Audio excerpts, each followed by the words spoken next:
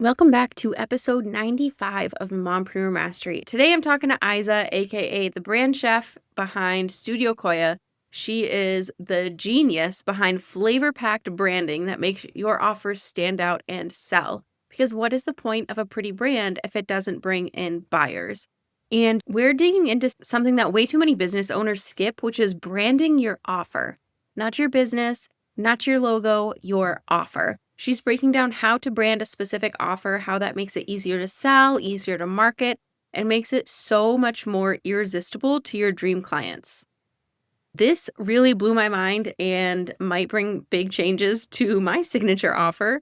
So I'm really excited to share this interview with you. Welcome to Mompreneur Mastery, where we build businesses, raise families, and skip the hustle that doesn't actually help. I'm Sydney O'Brien, certified Instagram strategist, mom of 3, and your no-fluff guide to making more sales with content that's strategic, simple, and you can actually make in the small mom cracks of your day. Because Instagram shouldn't feel like a full-time job you're not getting paid for. If you're ready to stop posting just to stay visible and start sharing content that actually converts to sales and gets you clients, you're in the right place. All right, so today I get to talk to Aiza, and before we get too into it, can you give us some information about how you got started, how Studio Koya got started? Yeah, of course. So I have been in business for a very long time, over 6 years now. Studio Koya was basically born from me being made redundant in 2018. I had booked a holiday to Thailand and decided, you know what? I'm going to go on holiday and figure it out when I get back. So that's exactly what I did. And then after that, I started Studio Koya, started designing, and then really got into branding probably about 2, 3 years in. And that's where we're at now. And I love branding businesses and branding offers for service providers and coaches and experts. I love that. And you call yourself the brand chef, and I love that so Yes. much. What made you lean into that whole kitchen cooking aspect? Yeah, so I personally really love food. So I was like, you know what? Let's bring that into my brand to bring some life into it, bring some fun, both for myself and for my clients. Initially, when I themed my brand, I was actually thinking of using it as niching down. So I thought, okay, I'm going to brand myself with a food theme to attract more people in the food industry so they would work with me. But actually, that was one of the mistakes, I guess, when it came to theming my brand. Because what I found was, first of all, I didn't have a network in the food industry. I didn't have any connections in there. I just thought, I can design food brands. That'd be fun. And I'll theme my brand with food. So that'll be I thought I was really clever at that point. But then what I realized was, first of all, I was cutting off the people that were already in my community, in my network, the online service providers, the coaches, the creators. And then also I had to work triple hard to try and get contacts within the food industry. And then I think probably 6 months in, I was at networking events. I was at this networking event at 9 p.m. And I was just like, what am I doing here? And then I realized why am I doing that? I can still have a food theme for my brand and work with the people that I loved working with before that already. So that's when I shifted, but I still called myself the brand chef. I actually leaned into the food theme even more and went all in. And people started recognizing it, found it really fun. And I was like, okay, this is what I can use the theme for. And this is how I can stand out. And actually using it as the differentiator, that was the big pivot for me. And that's why I do it. And I still do it now. And I love using it. I love seeing it, honestly. Your content is great, and I looked over your website, and it definitely stands Thank out. you. So that was excellent call. Obviously, you were the expert, and you would know that going in. But yes, I love seeing it. I still had to it go is through so the fun. motions to get there. Yeah. Yeah. Now, you mentioned two different kinds of brands just a second ago. You said offer brand and business brand or something like that. Can you Yes. explain the difference? Yes. So most people, when they think about branding, they think about their business brand, right? What does it look like? I guess to rewind that a little bit, a brand is what other people perceive you to be. And then branding is to influence what other people's perception of your brand is. So that's what we want to do with branding. And that's what a business brand does. We brand the business. We're like, okay, this is what we look and feel like. Here's how it permeates throughout everything, whether it's your messaging, your copy, how you talk to people, your visuals, all of that falls under the business brand. And the reason why I started talking about offer brand is I guess it's also still my personal experience. When I designed my offer, the offer oven, I realized that there was something missing because I found it hard to sell what I was offering. And I realized looking at adjacent industries and adjacent, I guess, topics and themes. So for example, supermarkets, when you look at confectionery, you've got like the Kellogg's in the cereals, you've got the Nestle of confectionery, you've got even Coca-Cola. But underneath those, there are loads of different products, and people go and buy the products rather than the big brand. And then that got me thinking of like, well, in the service space, in the entrepreneurial space, why can't we think about it like that? Right? Because, people, thinking about Coca-Cola, they sell Coke, but then they also have Sprite. And they're totally, like, two totally separate things, and they sell it really differently as well. So that's how I started to think about offer branding, and also looking at the, I guess, the SaaS world, like software as a service world. They also productize what they do. They productize the actual thing that they're selling, and it just helps you sell it easier because you're talking about this thing. It's branded. It has its own world. People can immerse themselves into it. And I just felt like, well, it makes sense. Why wouldn't we do that for services? So that's where offer branding was born. And that's where I started talking about it a lot more, because when I built the offer oven and branded it, I could feel the buzz around it. And also I felt like it was so easy for me to talk about it because it was branded already. So it was like, I've built a world around it. I just need to invite people in to this specific thing. Whereas business brand, I feel like it's more for attracting and nurturing and getting people to understand who you are as a business as a whole. What do you stand for? What topics do you talk about? That's what business branding is for, and offer branding is for getting people to buy. So they do two different things. Yeah.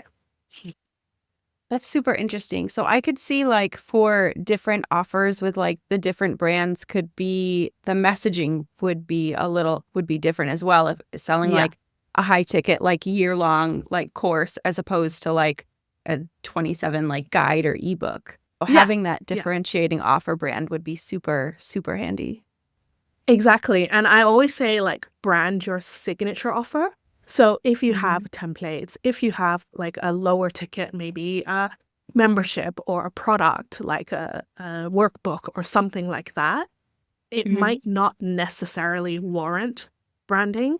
So for myself, I have the offer oven, which I've branded. But then I also have what I call the brand recipe, where it's a consult call, like we talk about strategy. But I didn't brand that because it just wasn't big enough to like have its own world built around it, whereas the offer oven does. So understanding where your offer sits and how you want to sell it will determine whether or not you want to brand your offer separate from your business. And when I say separate, it's not like completely different. There's still links, and there's still like my offer oven is still food themed, but I focus it into bread and baking.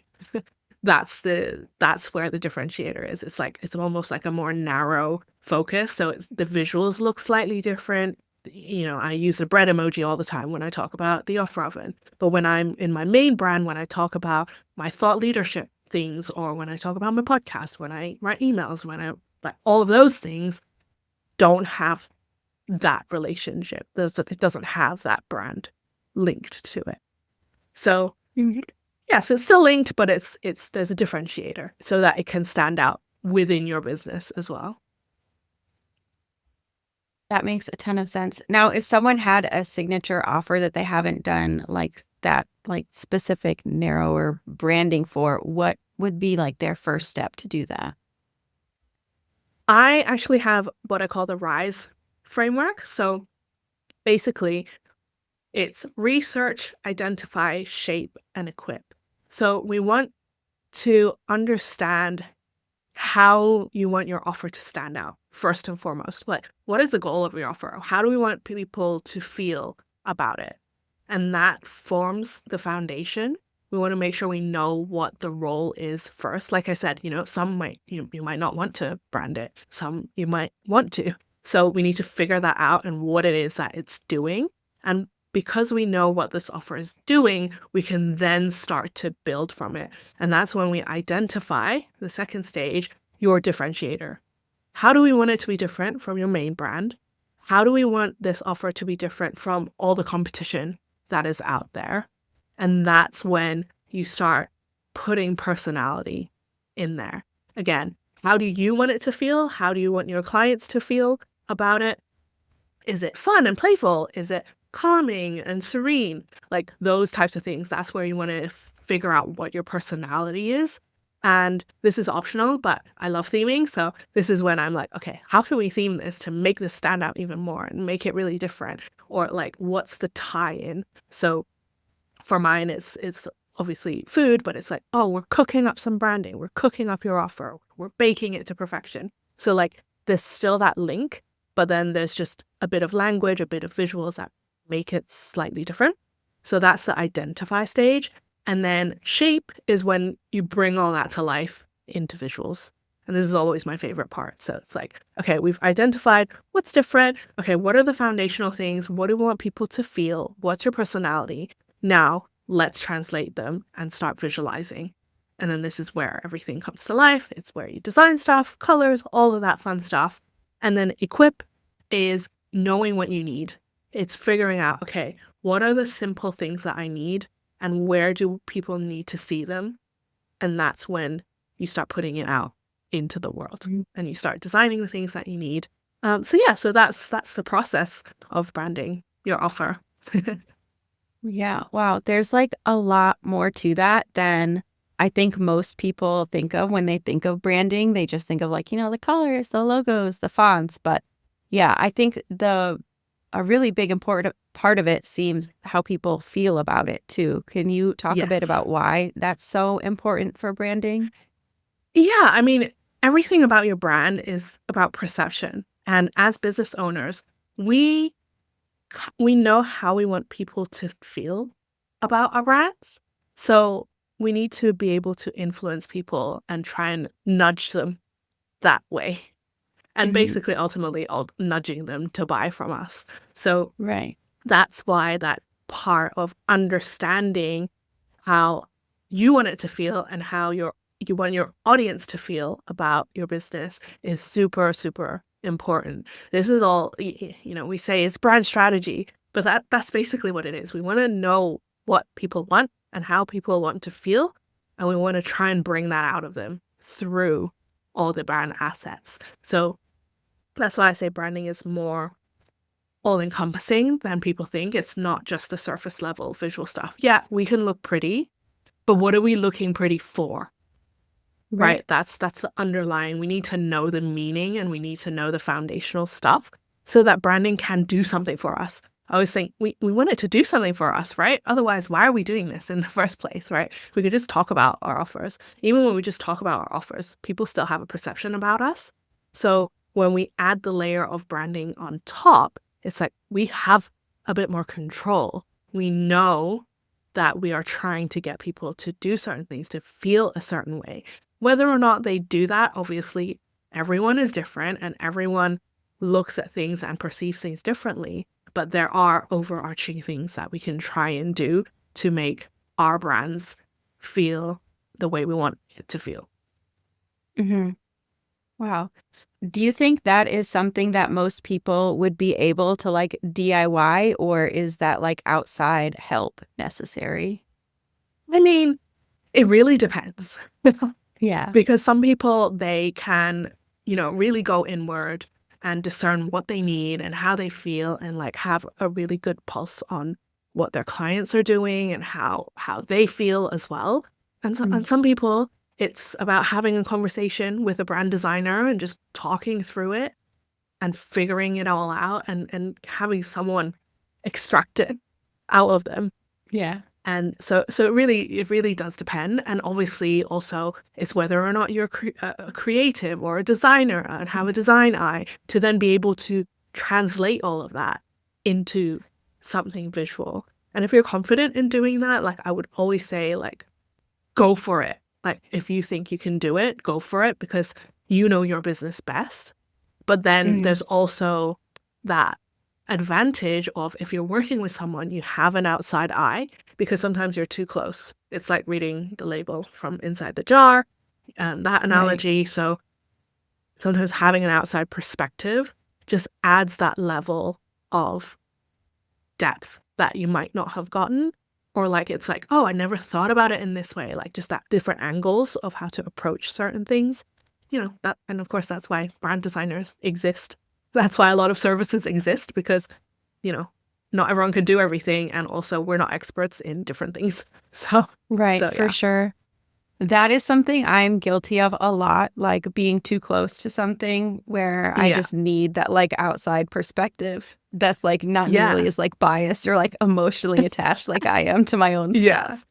Yeah. Yeah. And also sometimes you just want to talk through something, like whatever it Yeah. may be. Like I have a sales coach because it's like, okay, I think I want to do this and it's probably correct, but it's just like you want that affirmation. It depends on obviously on what type of person you are. Sometimes it's like, well, I know what I'm doing and I'm confident and I'm going to go for it in different aspects of your brand. For me, like copywriting was a big thing that I'm like, too scared to touch it. So like when I Yeah. worked with a copywriting coach, it was like, okay, like now I understand. Now I can see how it can be done. So Mhm. as business owners and as busy business owners, we also want to be able to take those shortcuts and like allow ourselves, like we don't always have to do all the hard work. Like, why are we doing this? Like, make it easy for ourselves. Like, if we have the money to invest, if we think it's important for us, like, why wouldn't we? Why wouldn't we go and get to that level instead of having to slog our way through and try and get there ourselves? Yeah, absolutely. Do you think there are like dead giveaways or even like hints that branding might be holding someone's business or offer back? Yes, definitely. So I like to see it as like internal stuff and external stuff. So internally, Mhm. inside your business, when it's holding you back, you feel like it's hard. Like creating content is so hard. Like you've got all the strategies, you know what you're supposed to be doing, but then it's like, but oh, how do I create this? Oh, I'm like scrolling in Canva trying to find this perfect little icon that probably doesn't make that much of a difference, but you're still like, ah. And then you're like, oh, but what if I just change this color or change this font? So if you're in that, I call it procrasti-tweaking mode, then Yeah. you're tweaking all the time. You keep trying to evolve and change instead of being confident in your brand and in your decision. That's when it's holding you back. You're Mm. spending more time than you should on certain things. Like personally, I have 2 templates for socials, and that's it in terms of my brand. Like I don't want to make it complicated for myself. So Mhm.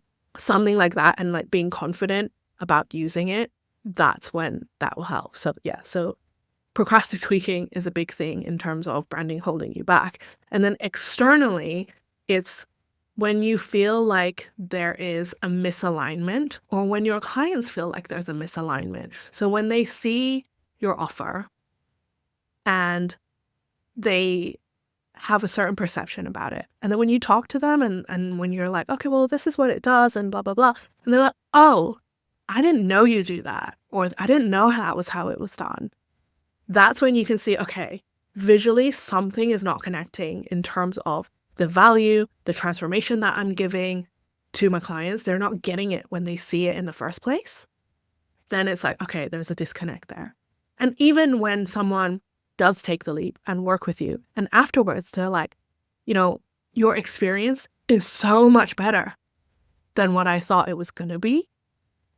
which is great, right? Like that means you offer a great experience, you have a great offer. Right. But if they took the leap, how many people didn't take the leap because they didn't see that your offer was that valuable for them? That's Right. another big, big, big sign as well. Yeah. Yeah. Oh, wow. I love that you broke that down between like internal and external. Those both make a lot of sense. Yeah. I always Yeah. think it's like there's something, branding is very personal as business owners. Mhm. It's very internal. There's it's so helpful to have good branding because it makes you feel excited and confident and you're like, yeah, I can go for it. I love my offer. I've branded my offer. I can shout it from the rooftops. That's what happened to me when I did the offer oven. Like I was talking about it all the time. Not because like I was like, oh, I'm gonna, talk about it 10 million times so that, it converts to this many people. It was just because I was really excited about it and I really believed in it. And because my branding backed it, I can easily talk about it and easily show up a lot quicker than I normally would with like my previous offers, where I was just like, but how do I explain this? Oh, but like, I don't really know how to talk about it. Or when my branding wasn't quite showing before I rebranded, my brand looked a lot more playful and fun and colorful, but it didn't really represent how I felt and how I could show up. So I was almost like stopping myself from posting things. So that's like Yeah. my internal stuff. And then the external, people can see it, right? It's like if I'm branding myself as this fun, airy, lighthearted, playful brand, and actually I still want that, but I still want that like grounded, professional feeling.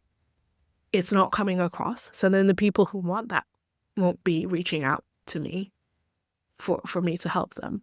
So Mhm. I love looking at it from both internal and external because I think both are really important for you to get sales and to convert. Mhm. Yeah, I was just thinking as you were saying that, when you have, like, that excitement about your own offers and you do talk about them more, like, your audience feels that excitement too, so they're, like, excited to learn more about it and to, like, buy. Yeah. It's yeah, Yeah. it's super It helpful. just helps you show up. Like, Mhm. you have good branding, so why wouldn't you show it off?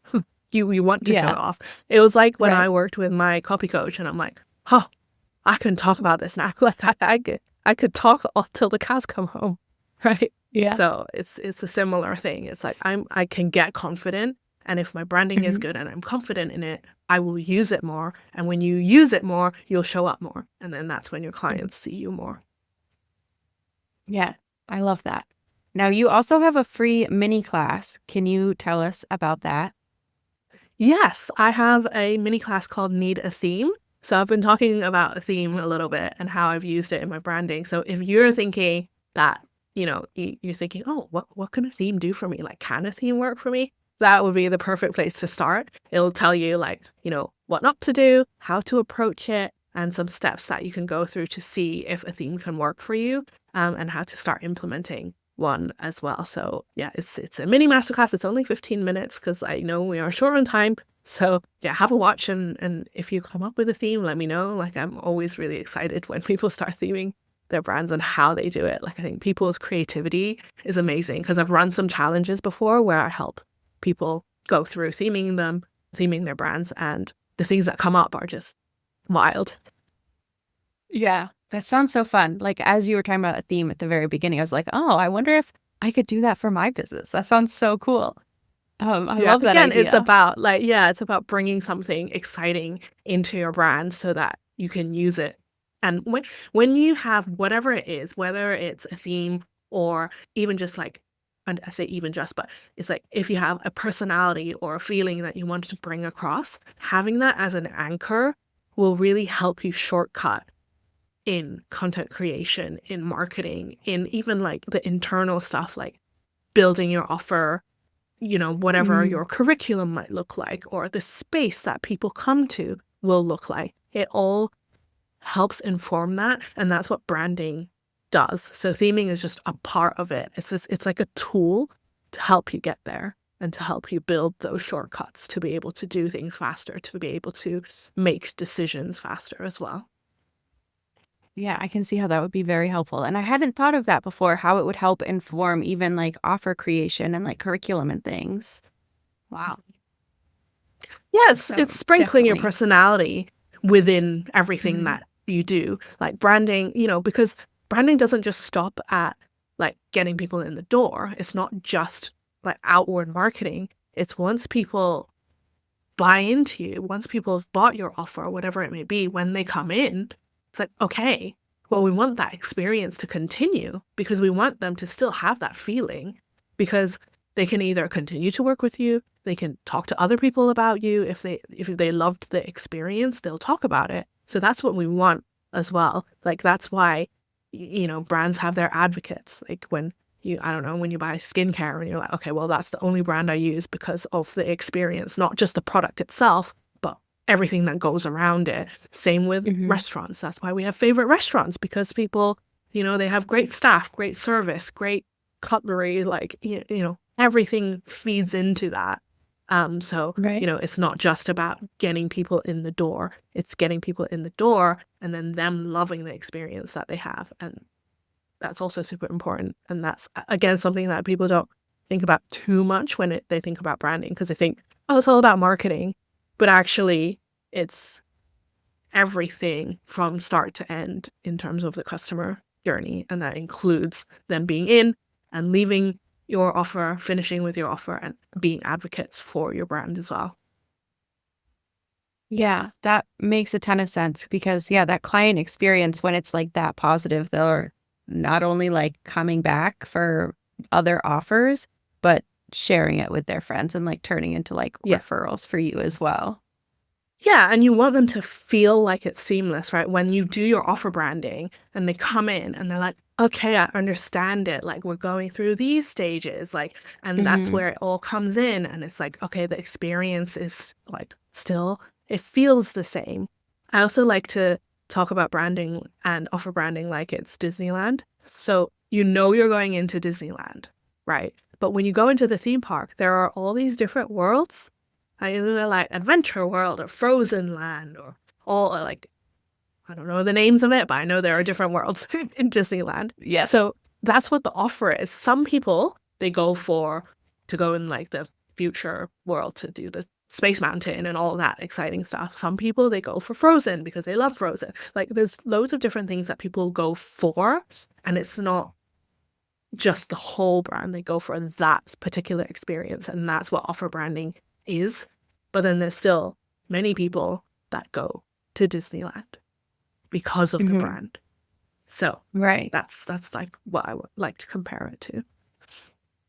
You have like the best comparisons. They make so much sense.